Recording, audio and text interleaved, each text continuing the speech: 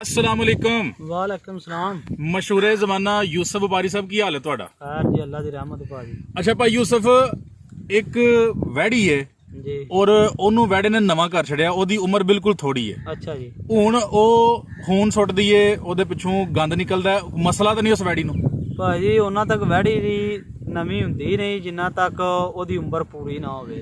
ਭਾਵੇਂ ਵਹਿੜਾ ਕਿੱਡਾ ਵੀ ਚੰਗਾ ਹੋਵੇ, ਭਾਵੇਂ ਕਿੱਡਾ ਉਹ ਤੇਜ਼ ਹੋਵੇ, ਵਹਿੜੀਆਂ ਨਹੀਂ ਖਲੋਂਦੀਆਂ, ਨਾ ਨੇੜੇ ਹੀ ਆਉਣ ਦਿੰਦੀਆਂ। ਜ਼ਬਰਦਸਤ।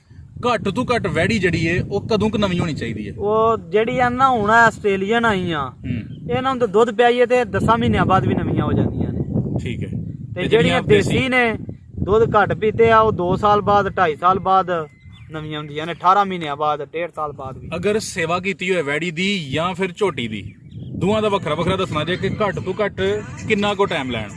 ਜਿਹੜੀ ਹੈ ਨਾ ਵਹਿੜੀ, ਉਹ ਤਾਂ ਤਕਰੀਬਨ ਸਹੀ ਸੇਵਾ ਕੀਤੀ ਜਾਏ ਤੇ 15 ਕੁ ਮਹੀਨਿਆਂ ਬਾਅਦ, 18 ਮਹੀਨਿਆਂ ਬਾਅਦ ਨਵੀਂ ਹੋ ਜਾਂਦੀ ਹੈ। ਤੇ ਝੋਟੀ? ਝੋਟੀ ਜਿਹੜੀ ਹੈ ਬੜੀ ਵੀ ਸੇਵਾ ਕਰੀਏ ਤੇ 2 ਸਾਲ ਤੋਂ ਬਾਅਦ। 2 ਸਾਲ ਤੋਂ 2 ਸਾਲ ਲੱਗ ਜਾਂਦੇ ਨੇ। ਤੇ ਅਗਰ ਇਸ ਤੋਂ ਉੱਤੇ ਜਾਂਦੇ ਨੇ ਤੇ ਫਿਰ ਫਾਰਮਰ ਨੂੰ ਨੁਕਸਾਨ ਹੈ? ਹਾਂ ਜੀ, ਫਿਰ ਠੀਕ ਹੋ ਗਿਆ, ਇਹ ਗੱਲ ਕਲੀਅਰ ਹੋ ਗਈ। ਦੂਸਰਾ ਇਹ ਦੱਸਿਓ ਕਿ ਜਿਹੜਾ ਮੈਂ ਪੁੱਛਿਆ ਕਿ ਅਗਰ ਉਹ ਬਣ ਗਈ ਹੈ ਨਵੀਂ, ਉਹਨੇ ਘਰ ਛੜਿਆ ਤੇ ਉਹਦੇ ਪੁਸ਼ਤ ਵਿੱਚ ਕੋਈ ਗੰਦ ਜਾਂ ਖੂਨ ਵਗੈਰਾ ਨਿਕਲਦਾ ਹੈ, ਕੋਈ ਮਸਲਾ ਤੇ ਨਹੀਂ ਉਸ? ਨਹੀਂ, ਮਸਲਾ ਜਿਹੜਾ ਨਾ ਏਡਾ ਜ਼ਿਆਦਾ ਨਹੀਂ ਹੈ ਤੇ ਪਰ ਹੈ ਸਹੀ ਹੈ, ਥੋੜਾ ਬੜਾ ਮਸਲਾ ਹੈ ਸਹੀ ਉਹਨੂੰ। ਇਹ ਵੇ ਅਗਰ ਉਹ ਬੱਚੀ ਦੀ ਉਮਰ ਬਿਲਕੁਲ ਘੱਟ ਹੈ ਤਾਂ ਬੱਚੇਦਾਨੀ ਨੂੰ ਮਸਲਾ ਉਹਦਾ ਬਣ ਜਾਂਦਾ। ਠੀਕ ਹੋ ਗਿਆ। ਪੌਣ ਮਾਰਦੇ ਨੇ ਕੁਝ ਜਾਨਵਰ, ਜਿਸ ਤਰ੍ਹਾਂ ਲਕੋਰੀਆ ਕਹਿੰਦੇ ਔਰਤ ਨੂੰ, ਮਰਦ ਨੂੰ ਇਹੀ ਜਰਿਆਨ ਕਰਨੇ, ਉਹਨਾਂ ਦੇ ਵਿੱਚੋਂ ਲਿਕੁਇਡ ਨਿਕਲਦਾ ਹੈ, ਉਹਦਾ ਕੀ ਇਲਾਜ ਕਰੀਏ? ਉਹਨੂੰ ਪੌਣ ਮਾਰਨਾ ਕਹਿੰਦੇ ਨੇ। ਇਹ ਜਿਹੜਾ ਬੱਚਿਆਂ ਦਾ ਨਿਕਲਦਾ ਨਾ, ਪੌਣ ਮਾਰਦੀਆਂ ਨੇ ਜਾਂ ਇਹ ਉਹ ਗਰਮੀ ਦੀ ਵਜ੍ਹਾ ਤੋਂ ਮਾਰਦੀਆਂ। ਉਹਦਾ ਇਲਾਜ ਕੀ ਕਰੀਏ? ਉਹਦਾ ਇਲਾਜ ਤੇਲ ਵੀ ਹੋ ਸਕਦਾ, ਗਾਂ ਨੂੰ ਤੇ ਤੇਲ ਸਰੋਂ ਦਾ ਦੇਣਾ ਹੀ ਨਹੀਂ ਚਾਹੀਦਾ। ਠੀਕ ਹੈ, ਉਹਨੂੰ ਮੁਸ਼ਕਪੂਰ ਦਿਓ। ਅੱਛਾ। ਠੀਕ ਹੈ ਜੀ। ਨਾਲ ਤਰਕੋਨੇ, ਇਹ ਜਿਹੜਾ ਤਾਰਾ ਮੀਰਾ ਜਿਹਨੂੰ ਆਂਦੇ ਨੇ, ਜਵਾਂ ਜਿਹਨੂੰ ਆਂਦੇ ਨੇ, ਇਹਨੂੰ ਦਲ ਲਓ। ਠੀਕ ਹੈ, ਵਿੱਚ ਲੱਸੀ ਪਾ ਲਓ, ਕੱਚਾ ਭਾਂਡਾ ਲਓ ਇੱਕ, ਉਹਦੇ ਵਿੱਚ 2 ਕਿਲੋ ਲੱਸੀ ਸੱਟੋ, 2 ਕਿਲੋ ਤਰਕੋਨੇ, 2 ਕਿਲੋ ਤਾਰਾ ਮੀਰਾ, ਉਹਨੂੰ 3 ਤੋਂ 4 ਦਿਨ ਬੰਦ ਰਹਿਣ ਦਿਓ। ਉਹ ਤਰਕੀਰਾ ਬਣ ਜਾਏਦਾ। ਉਹਦੇ ਵਿੱਚੋਂ 2 ਨਾਲਾਂ ਸਵੇਰ, 2 ਨਾਲਾਂ ਸ਼ਾਮ ਨੂੰ ਦੇਣੀਆਂ ਤੇ 2 ਨਾਲਾਂ ਸਵੇਰ ਤੇ 2 ਨਾਲਾਂ ਸ਼ਾਮ ਨੂੰ ਉਹਦੇ ਵਿੱਚ ਪਾਣੀ ਪਾ ਦੇਣਾ। ਉਹਨੂੰ 40 ਦਿਨ ਦੇਣਾ। ਉਹ ਬਿਲਕੁਲ ਗਰਮੀ ਵੀ ਖਤਮ ਹੋ ਜਾਏਦੀ। ਜਿਹੜੀਆਂ ਗਾਵਾਂ ਜੀਭ ਬਾਹਰ ਕੱਢ ਛੱਡਦੀਆਂ ਨਾ ਤੇ ਔਂਕਦੀਆਂ ਨੇ, ਉਹਨਾਂ ਵਾਸਤੇ ਇਹ ਬੜਾ ਅੱਛਾ ਕੰਮ ਹੈ। ਤੇ ਜਿਹੜੀਆਂ ਗਰਮ ਹੋ ਜਾਂਦੀਆਂ ਨਾ ਵੈੜੀਆਂ, ਉਹਨਾਂ ਵਾਸਤੇ। ਤੁਹਾਡੇ ਸਵਾਲ ਤੋਂ ਹੀ ਇੱਕ ਰਿਲੇਟਡ ਸਵਾਲ ਹੈ ਕਿ ਅੱਜ ਕੱਲ ਜਾਨਵਰ ਨੂੰ ਤਾ ਲੱਗ ਜਾਂਦਾ ਹੈ ਧੁੱਪੇ ਖੜਿਆਂ ਬਹੁਤਾ, ਜਾਂ ਫਿਰ ਜਿਹੜੀਆਂ ਗਾਵਾਂ ਨੇ ਉਹ ਗਰਮੀ ਕਰ ਜਾਂਦੀਆਂ ਨੇ। ਕੋਈ ਵੀ ਜਾਨਵਰ ਗਰਮੀ ਕਰੇ ਤਾਂ ਉਹਦਾ ਇਹ ਇਲਾਜ ਹੈ, ਔਰ ਹੋਰ ਉਸ ਤੋਂ ਇਲਾਵਾ ਕੀ ਕਰੀਏ? ਜਿਹੜਾ ਜਾਨਵਰ ਗਾਵਾਂ ਗਰਮੀ ਕਰਦੀਆਂ ਨੇ, ਅਕਸਰ ਜਿਹੜੀਆਂ ਨਾ ਇਹ ਗਾਵਾਂ ਨੂੰ ਹੀ ਗਰਮੀ ਹੈ। ਬਿਲਕੁਲ। ਉਹਨਾਂ ਦੀ ਜਿਨ੍ਹਾਂ ਨੂੰ ਜ਼ਿਆਦਾ ਗਰਮੀ ਹੈ, ਆਸਟ੍ਰੇਲੀਅਨ ਨੇ ਨਸਲ, ਫਰੀਜ਼ੀਅਨ ਨੇ, ਜਰਸੀ ਹੈ, ਇਹਨਾਂ ਨੂੰ ਕੋਸ਼ਿਸ਼ ਇਹ ਕਰੋ ਕਿ ਇਹ ਠੰਡੀ ਜਗ੍ਹਾ ਤੇ ਰਹਿਣ, ਹਵਾ 'ਚ ਰਹਿਣ, ਖੁੱਲੀ 'ਚ। ਜੇ ਖੁੱਲੀ ਹਵਾ ਨਹੀਂ ਹੈ ਫਿਰ ਇਹਦੇ ਉੱਤੇ ਪੱਖਾ ਲੱਗਿਆ ਹੋਣਾ ਚਾਹੀਦਾ। ਤੇ ਜੇ ਜ਼ਿਆਦਾ ਗਰਮੀ ਕਰਦੀਆਂ ਨੇ ਤੇ ਫਿਰ ਉਹਨਾਂ ਨੂੰ ਜਵਾਂ ਭੁੰਨ ਕੇ, ਉਹਨੂੰ ਦਲਾ ਕੇ, ਉਹਨੂੰ ਚਾਟੀ 'ਚ ਪਾ ਕੇ, ਕੱਚੇ ਭਾਂਡੇ 'ਚ ਵਿੱਚ ਤਰਕੋਨੇ ਪਾ ਕੇ, ਵਿੱਚ ਸ਼ੱਕਰ ਪਾ ਕੇ, ਵਿੱਚ ਲੱਸੀ ਪਾ ਕੇ, ਉਹਦਾ ਤਰਕੀਰਾ ਬਣਾ ਕੇ 2 ਨਾਲਾਂ ਸਵੇਰ, 2 ਨਾਲਾਂ ਸ਼ਾਮ ਨੂੰ ਦਿਓ। ਉਹਨਾਂ ਵਿੱਚ ਪਾਣੀ ਪਾ ਦਿਓ, 40 ਦਿਨ ਉਹ ਦਿਓ, ਬਿਲਕੁਲ ਸੈੱਟ ਹੋ ਜਾਏਗੀ। ਤੇ ਜਿਹੜਾ ਧੁੱਪੇ ਅਸੀਂ ਜਾਨਵਰ ਚਰਾਉਂਦੇ ਅੱਜ ਕੱਲ, ਅਕਸਰ ਲੋਕ ਚਰਾਉਂਦੇ ਨੇ ਪਏ, ਜੂਆਂ 'ਚ ਜਾਨਵਰ ਚਰਦੇ ਨੇ ਪਏ। ਹਾਂਜੀ। ਇੱਕ ਤੇ ਇਹ ਦੱਸਿਓ ਕਿ ਗਰਮੀ ਤੋਂ ਬਚਾਉਣ ਲਈ ਕੀ ਕਰੀਏ, ਕਦੋਂ ਕੁ ਪਾਣੀ ਪਿਲਾਈਏ, ਔਰ ਦੂਸਰਾ ਦੱਸਿਓ ਕਿ ਧੁੱਪ ਦੀ ਵਜ੍ਹਾ ਨਾਲ ਦੁੱਧ ਤੇ ਨਹੀਂ ਘਟਾਈ ਜਾਂਦੀਆਂ? ਭਾਜੀ ਜਿਹੜੇ ਜਾਨਵਰ ਸਾਡੇ ਪਾਕਿਸਤਾਨ ਦੇ ਵਿੱਚ ਚਰਦੇ ਨੇ ਨਾ, ਚਰਦੇ ਹੀ ਉਹ ਨੇ ਜਿਨ੍ਹਾਂ ਨੂੰ ਗਰਮੀ ਨਹੀਂ ਹੈ। ਠੀਕ ਹੋ ਗਿਆ। ਜਿਨ੍ਹਾਂ ਨੂੰ ਗਰਮੀ ਹੈ ਉਹ ਤੇ ਧੁੱਪੇ ਜਾ ਹੀ ਨਹੀਂ ਸਕਦੇ, ਨਾ ਉਹ ਚਰ ਸਕਦੇ ਨੇ। ਉਹ ਤੇ 2 ਮੂੰਹ ਮਾਰਨ ਦੇ, ਤੀਸਰੇ ਮੂੰਹ ਨਸ ਜਾਣ ਦੇ, ਪਰਾਂ ਛਾਲ ਕਿਧਰੇ, ਉਹ ਨਹੀਂ ਚਰ ਸਕਦੇ। ਸਹੀ ਹੋ ਗਿਆ। ਹੁਣ ਇੱਕ ਸਕੀਮ ਦੱਸ ਦਿਓ ਕਿ ਅੱਜ ਕੱਲ ਜਦੋਂ ਬਹੁਤ ਜ਼ਿਆਦਾ ਗਰਮੀ ਪੈ ਰਹੀ ਹੈ, ਜ਼ਿਆਦਾ ਤੋਂ ਜ਼ਿਆਦਾ ਔਰ ਘੱਟ ਤੋਂ ਘੱਟ ਕਿੰਨਾ ਜਾਨਵਰ ਨੂੰ ਚਰਾਉਣਾ ਚਾਹੀਦਾ? ਚਰਾਣਾ ਤੇ ਉਹਨੂੰ ਤਕਰੀਬਨ ਸਵੇਰ ਤੁਸੀਂ 7 ਵਜੇ, ਅੱਜ ਕੱਲ ਤਰੇਲ ਬੜੀ ਘੱਟ ਹੈ, 7 ਵਜੇ ਤੋਂ 10 ਵਜੇ ਤੱਕ 3 ਕੁ ਘੰਟੇ ਉਹਨੂੰ ਚਰਾ ਲਓ।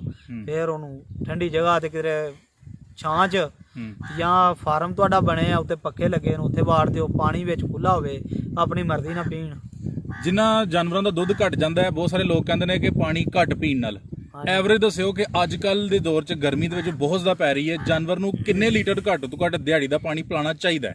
ਜਾਨਵਰ ਜਿਹੜਾ ਨਾ ਪਾਣੀ ਜੇ ਤੁਹਾਨੂੰ ਆਪਣੀ ਮਰਜ਼ੀ ਨਾਲ ਲੱਭੇ ਤੇ ਉਹ ਦੁੱਧ ਘਟਦਾ ਹੀ ਨਹੀਂ ਗਰਮੀ 'ਚ। ਬਿਲਕੁਲ ਸਹੀ ਕਹਿ ਰਹੇ ਹੋ। ਠੀਕ ਹੈ। ਤੇ ਜਿਹੜਾ ਜਾਨਵਰ ਵੱਝੇ ਆ ਨਾ, ਉਹਨੂੰ 4 ਤੋਂ 5 ਦਫਾ ਉਹਨੂੰ ਪਾਣੀ ਪਿਆਣਾ ਚਾਹੀਦਾ।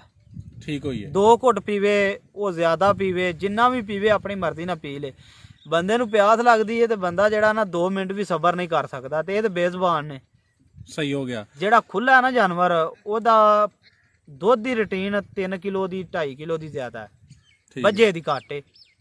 ਤੇ ਜ਼ਰਾ ਲੀਟਰ ਦੇ ਵਿੱਚ ਅਗਰ ਤੁਸੀਂ ਅੰਦਾਜ਼ਨ ਦੱਸ ਸਕਦੇ ਹੋ ਕਿ ਘੱਟ ਤੋਂ ਘੱਟ ਪਾਣੀ ਜਿਹੜਾ ਨਾ ਇਸ ਤੋਂ ਥੱਲੇ ਨਹੀਂ ਜਾਣਾ ਚਾਹੀਦਾ ਤਾਂ ਕਿ ਜਾਨਵਰ ਨੂੰ ਨੁਕਸਾਨ ਨਾ ਹੋਏ, ਕਿੰਨਾ ਪਿਲਾਈਏ ਉਹਨੂੰ? ਜਾਨਵਰ ਨੂੰ ਪਾਣੀ ਕੋਸ਼ਿਸ਼ ਤੇ ਕਰੋ, ਜ਼ਬਰਦਸਤੀ ਤੇ ਤੁਸੀਂ ਪਿਆ ਨਹੀਂ ਸਕਦੇ। ਬਿਲਕੁਲ।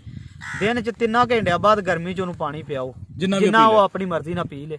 ਠੀਕ ਹੋ ਗਿਆ। ਬਾਜ਼ ਗਾਦ ਜਾਨਵਰ ਝਰਦਾ ਹੈ ਜਾਂ ਖਲੋਤਾ ਕੋਈ ਚੀਜ਼ ਲੰਘਾਈ ਜਾਂਦਾ ਹੈ, ਕੋਈ ਰੱਸੀ ਜਾਂ ਛਾਪਰ ਜਾਂ ਫਿਰ ਲੋਹਾ ਜਾਂ ਲੱਕੜੀ, ਉਸ ਜਾਨਵਰ ਦਾ ਕੀ ਇਲਾਜ ਕਰੀਏ? ਭਾਈ ਜਾਨ ਬਾਹਰ ਸ਼ਹਿਰਾਂ ਦੇ ਵਿੱਚ ਤੁਸੀਂ ਗਾਵਾਂ ਫਿਰਦੀਆਂ ਵੇਖੀਆਂ ਹੋਣੀਆਂ ਨੇ, ਬਿਲਕੁਲ, ਛਾਪਰਾਂ ਦੇ ਛਾਪਰ ਖਾ ਜਾਂਦੀਆਂ ਨੇ, ਠੀਕ ਹੈ, ਉਹ ਆਪਣੇ ਆਪ ਹੀ ਬਾਹਰ ਆ ਜਾਂਦਾ ਹੈ। ਇਹ ਅੱਲਾਹ ਪਾਕ ਦਾ ਇੱਕ ਨਿਜ਼ਾਮ ਹੈ, ਠੀਕ ਹੈ, ਇਹ ਉਹਦੀਆਂ ਉਹੀ ਜਾਣਦਾ। ਹਾਂ ਇੱਕ ਗੱਲ ਹੈ ਵੇ, ਜਿਹੜਾ ਲੋਹਾ ਖਾ ਜਾਂਦਾ ਨਾ ਜਾਨਵਰ, ਉਹ ਅੱਲਾਹ ਪਾਕ ਜਾਨਵਰ ਦੇ ਮਿਹਦੇ ਦੇ ਵਿੱਚ ਉਂਝ ਹੀ ਗਾਲ ਦਿੰਦਾ। ਔਰ ਲੱਕੜੀ ਜਿਹੜੀ ਅੱਗੇ ਹੀ ਗਲੀ ਹੁੰਦੀ ਹੈ, ਲੱਕੜੀ ਦਾ ਕੋਈ ਇਸ਼ੂ ਨਹੀਂ। ਛਾਪਰ ਨਹੀਂ ਗਲਦਾ, ਉਹ ਸਾਬਤ ਬਾਹਰ ਨਿਕਲਦੇ ਨੇ, ਨਿਕਲਦੇ ਸਾਬਤ ਨੇ, ਛਾਪਰ ਗਲਦਾ ਨਹੀਂ ਹੈ, ਨਿਕਲ ਜਾਂਦੇ ਨੇ। ਉਹ ਕੋਈ ਨਾ 100 ਚੋਂ ਇੱਕ ਜਾਨਵਰ, ਤੇ ਉਹ ਬੰਦਾ ਵੀ ਰੋਟੀ ਰੋਜ਼ ਉਹ ਹੀ ਖਾਂਦਾ, ਉਹਦੇ ਨਾਲ ਮਸਲਾ ਬਣ ਜਾਂਦਾ। ਸਹੀ ਹੋ ਗਿਆ। ਅੱਛਾ, ਇੱਕ ਬੜਾ ਅਹਿਮ ਮਸਲਾ ਪੇਸ਼ ਆ ਰਿਹਾ ਕਿ ਜਾਨਵਰ ਚਾਰਾ ਵੀ ਖਾਂਦਾ ਹੈ, ਸਭ ਕੁਝ ਕਰਦਾ ਹੈ, ਲੇਕਿਨ ਉਹ ਸੁੱਕਦਾ ਜਾਂਦਾ ਹੈ। ਉਹਨੂੰ ਸੋਕੜਾ ਕਹਿੰਦੇ ਨੇ, ਮਿੱਠਾ ਜ਼ਹਿਰਬਾਦ, ਕੋੜਾ ਜ਼ਹਿਰਬਾਦ। ਉਹਦਾ ਕੀ ਇਲਾਜ ਕਰੀਏ? ਉਹਦਾ ਇਲਾਜ ਜਿਹੜਾ ਨਾ, ਉਹਨੂੰ ਲੂਣ ਮਿਰਚ ਨਹੀਂ ਮਿਲਦਾ, ਉਹਦੀ ਕੈਲਸ਼ੀਅਮ ਨਹੀਂ ਪੂਰੀ ਹੁੰਦੀ, ਉਹ ਤਾਂ ਸੁੱਕਦਾ ਹੈ। ਜਾਨਵਰ ਨੂੰ ਚਾਹੀਦਾ 8 ਦਿਨਾਂ ਦੇ ਵਿੱਚ ਇੱਕ ਵਾਰੀ ਮਿਰਚ ਤੇ ਲੂਣ ਜ਼ਰੂਰ ਦੇਣਾ। ਸਬਜ਼ ਮਿਰਚ ਦਿਓ, ਨਾਲ ਨਮਕ ਦਿਓ। ਅਗਰ ਉਹ ਤੁਸੀਂ ਨਹੀਂ ਦੇ ਸਕਦੇ, ਨਾਲ ਦੇ ਵਿੱਚ ਘੋਲੋ ਮਿਰਚਾਂ ਤੇ ਉਹਦੇ ਅੰਦਰ ਲਾ ਦਿਓ, ਨਮਕ ਵੀ ਥੋੜਾ ਘੋਲੋ ਉਹਦੇ ਅੰਦਰ ਲਾ ਦਿਓ। ਇਸ ਤਰ੍ਹਾਂ ਵੀ ਨਹੀਂ ਕਰ ਸਕਦੇ, ਜਿਹੜਾ ਵੰਡਾ ਪਾਉਂਦੇ ਹੋ, ਥੋੜੀ ਜਿਹੀ ਮਿਰਚ ਤੇ ਥੋੜਾ ਜਿਹਾ ਨਮਕ ਰੋਜ਼ ਉਹਦੇ ਪਾ ਦਿਓ ਚਾਰੇ 'ਚ, ਵੰਡੇ 'ਚ, ਠੀਕ ਹੈ, ਖਾ ਜਾਏਗਾ। ਸਹੀ ਹੋ ਗਿਆ। ਇਸ ਤੋਂ ਇੱਕ ਦਿਨ ਨਹੀਂ ਖਾਏਦਾ, 2 ਦਿਨ ਨਹੀਂ ਖਾਏਦਾ, ਤੀਸਰੇ ਦਿਨ ਲੱਗ ਜਾਏਗਾ। ਉਹਦੀ ਵਜ੍ਹਾ ਕੀ ਹੁੰਦੀ ਜਿਹੜਾ ਉਹ ਸੋਕੜਾ ਨੂੰ ਹੋ ਜਾਂਦਾ ਹੈ, ਇੱਕਦਮ ਸੁੱਕ ਜਾਂਦਾ ਹੈ? ਭਾਜੀ ਉਹ ਕੈਲਸ਼ੀਅਮ ਦੀ ਵਜ੍ਹਾ ਤੋਂ ਸੁੱਕਦਾ ਹੈ, ਜਾਂ ਪਾਣੀ ਲਾਗ ਹੁੰਦਾ ਹੈ, ਇੱਕ ਇਲਾਕੇ 'ਚ ਜਾਂਦਾ, ਦੂਸਰੇ ਇਲਾਕੇ 'ਚ ਜਾਂਦਾ, ਉਹਨੂੰ ਪਾਣੀ ਨਹੀਂ ਖਾਂਦਾ। ਬਦ ਹਜ਼ਮੀ ਤੇ ਛੁੜਕਣ ਦਾ ਕੀ ਇਲਾਜ ਕਰੀਏ? ਬਦ ਹਜ਼ਮੀ ਜਿਹੜੇ ਜਾਨਵਰ ਨੂੰ ਹੁੰਦੀ, ਉਹਨੂੰ ਪਿਆਸ ਦਿਓ। ਤੇ ਜਿਹਨਾਂ ਜਾਨਵਰ ਨਹੀਂ ਛੁੜਕਦਾ ਬਾਈ, ਉਹਨੂੰ ਮਸਲਾ ਕਬਜ਼ ਹੈ, ਉਹਨੂੰ ਜ਼ਿਆਦਾ ਸਖਤ ਗੋਇਆ ਕਰਦਾ ਹੈ, ਉਹਨੂੰ ਦਵਾਈ ਦਿਓ ਨਿਲਜ਼ੈਨ ICI ਦੀ, ਉਹਦੇ ਨਾਲ ਛੁੜਕ ਜਾਏਗਾ। ਔਰ ਅਗਰ ਪਹਿਲੇ ਹੀ ਛੁੜਕਿਆ, ਪਾਣੀ ਵੰਗਰਾ ਗੋਇਆ ਕਰਦਾ ਪਿਆ, ਤਾਂ ਫਿਰ ਉਹਨੂੰ ਚੌਲਾਂ ਦੀ ਪਿੱਛ ਦਿਓ। ਠੀਕ ਹੈ, ਹਾਂਜੀ, ਸਹੀ ਹੋ ਜਾਏਗਾ। ਠੀਕ ਹੋ ਗਿਆ। ਚੌਲ ਬਾਲ ਕੇ ਜਿਹੜੀ ਤੂੰ ਪਿੱਛ ਲੈਂਦੀ ਹੈ ਨਾ, ਉਹ 2-3 ਵਾਰੀ ਦਿਓ, ਸਹੀ ਹੋ ਜਾਏਗਾ। ਇੱਕ ਸਵਾਲ ਪੁੱਛਦੇ ਨੇ ਲੋਕ ਸਾਨੂੰ ਕਿ ਬੜੇ ਸਾਰੇ ਫਾਰਮਰ ਕਹਿੰਦੇ ਨੇ ਕਿ ਜਾਨਵਰ ਨੂੰ ਗੁੜ ਦੇਵੋ, ਕੁਛ ਕਹਿੰਦੇ ਨੇ ਗਰਮੀ ਦੇ ਵਿੱਚ ਗੁੜ ਨਹੀਂ ਦੇਣਾ ਚਾਹੀਦਾ, ਤੁਹਾਡਾ ਕੀ ਖਿਆਲ ਹੈ? ਭਾਜੀ ਗਰਮੀ 'ਚ ਗੁੜ ਕੁਛ ਵੀ ਨਹੀਂ ਆਂਦਾ ਜਾਨਵਰਾਂ ਨੂੰ, ਬੇਸ਼ੱਕ ਰੋਜ਼ ਦਿਓ, ਪਰ ਲੈ ਵੇ ਗੁੜ ਉਸ ਹਿਸਾਬ ਦਾ ਦਿਓ ਤੁਹਾਡੇ ਡੰਗਰ ਨੂੰ ਜ਼ਹਿਰ ਬਾਤ ਨਾ ਹੋ ਜੇ। ਠੀਕ ਹੋ ਗਿਆ। ਗੁੜ ਦੇ ਨਾਲ ਜ਼ਹਿਰ ਵੀ ਹੋ ਜਾਂਦਾ, ਜ਼ਿਆਦਾ ਜ਼ਹਿਰ ਹੁੰਦਾ। ਬਾਜ਼ ਗਦ ਨਵੇਂ ਲੋਕ ਹੁੰਦੇ ਨੇ, ਉਹਨਾਂ ਨੂੰ ਜਾਨਵਰ ਦਾ ਜੋ ਸੂਣ ਲੱਗਦਾ, ਉਹਦਾ ਹਵਾਨਾ ਬਣਾਉਣ ਦਾ ਤਰੀਕਾ ਨਹੀਂ ਪਤਾ ਹੁੰਦਾ ਕਿ ਇਹਨੂੰ ਕਿਹੜੀ ਸ਼ਾਇਦ ਹੀ ਇਹਦਾ ਹਵਾਨਾ ਬਣੇ। ਇਹ ਜ਼ਰਾ ਕਲੀਅਰ ਕਰਿਓ ਕਿ ਜਾਨਵਰ ਦਾ ਹਵਾਨਾ ਚੱਡਾ ਵੱਡਾ ਕਰਨ ਵਾਸਤੇ, ਦੁੱਧ ਵਧਾਉਣ ਵਾਸਤੇ ਕੀ ਅਸੀਂ ਉਹਨੂੰ ਫਾਰਮੂਲਾ ਲਾਈਏ?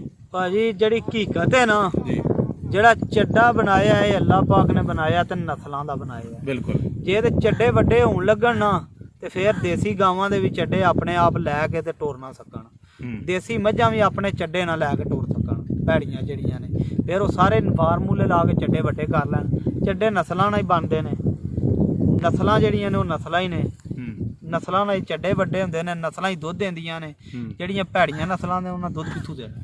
ਨਾ ਚੱਡੇ, ਜੇ ਫਾਰਮੂਲਿਆਂ ਨਾਲ ਚੱਡੇ ਵੱਡੇ ਹੋਣ ਤੇ ਫਿਰ ਕਿਸੇ ਦੀ ਮੱਝ ਗਾਂ ਦਾ ਚੱਡਾ ਛੋਟਾ ਨਾ ਹੋਵੇ, ਸਾਰੀਆਂ ਦੇ ਵੱਡੇ ਹੀ ਹੋਣ। ਤੁਹਾਡੀ ਨਜ਼ਰ 'ਚ ਫਿਰ ਚੱਡੇ ਦੀ ਜਿਹੜਾ ਮਾਮਲਾ ਇਹ ਨਸਲਾਂ ਦੇ ਆ ਕੇ ਮੁੱਕਦਾ? ਇਹ ਨਸਲਾਂ ਦੇ ਬਾਜ ਮੁੱਕਦਾ। ਠੀਕ ਹੋ ਗਿਆ। ਮੱਝ ਕਿੰਨੇ ਸੂਏ ਕੋਲ ਰੱਖਣੀ ਚਾਹੀਦੀ ਹੈ?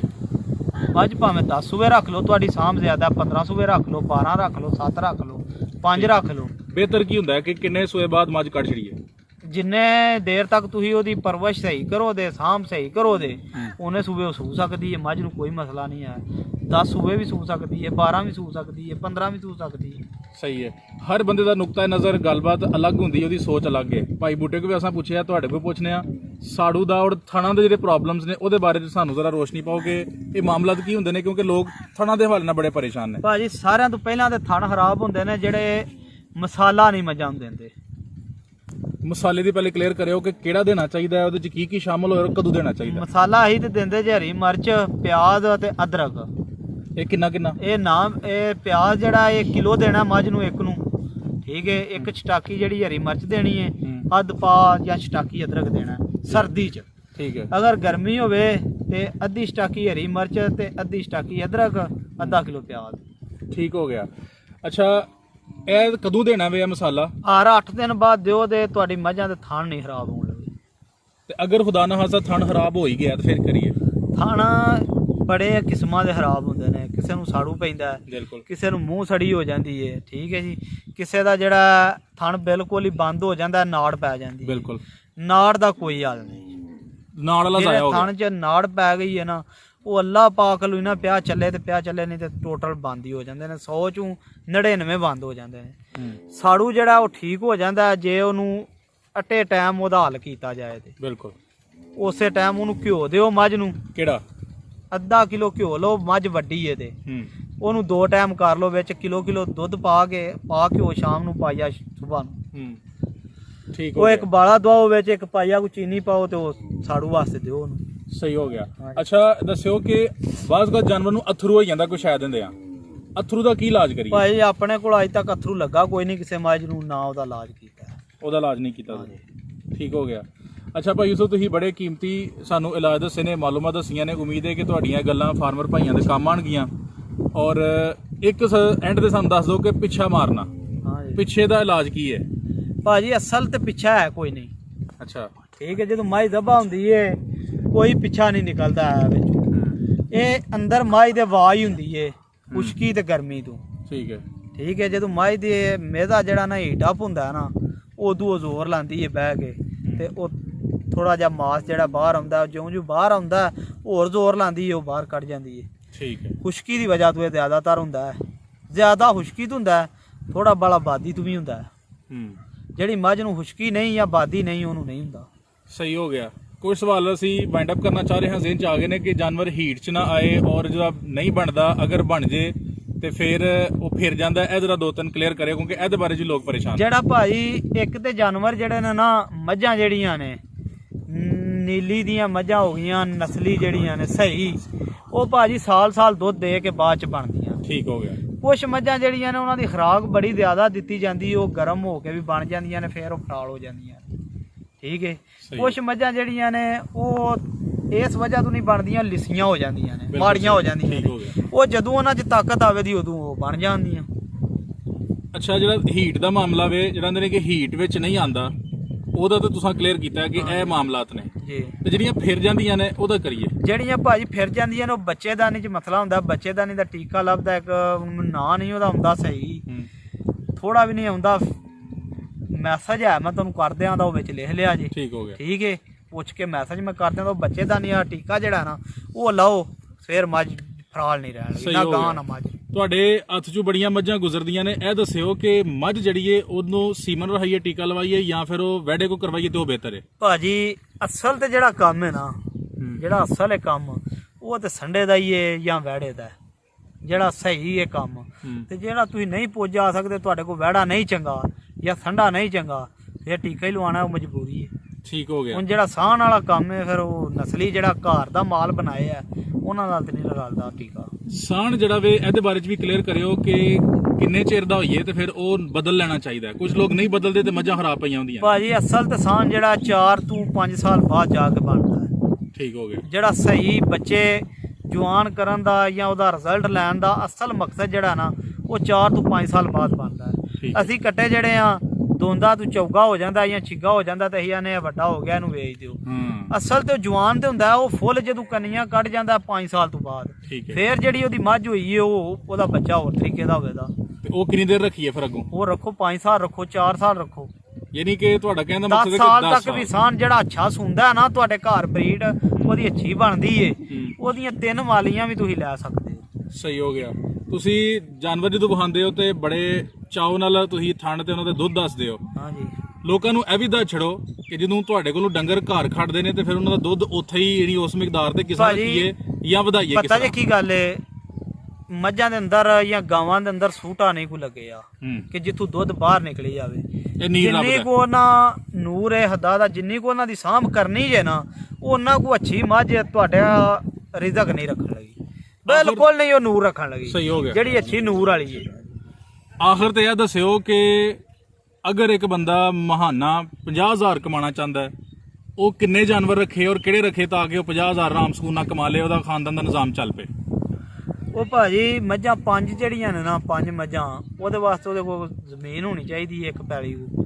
ਨਹੀਂ ਜੇ ਸ਼ਹਿਰ 'ਚ ਤੇ ਉਹਦੇ ਕੋਲ ਪੈਸੇ 5 ਮੱਝਾਂ ਚੰਗੀਆਂ ਦੇ ਹੋਣੇ ਚਾਹੀਦੇ ਨੇ। 50,000 ਤੋਂ ਲੈ ਕੇ 80,000 ਤੱਕ ਵੀ ਉਹ ਬਣਾ ਲੈਂਦਾ ਮਹੀਨੇ ਦਾ।